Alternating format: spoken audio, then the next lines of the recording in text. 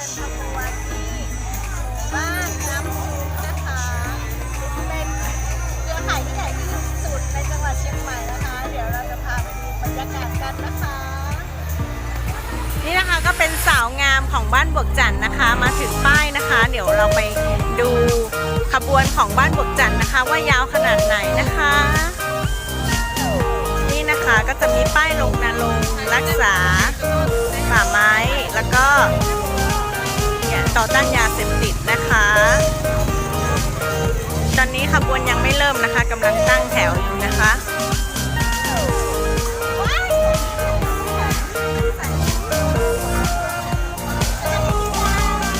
สวยมากเลยค่ะแม่บ้านของหมู่บ้านบวกจันทร์นะคะ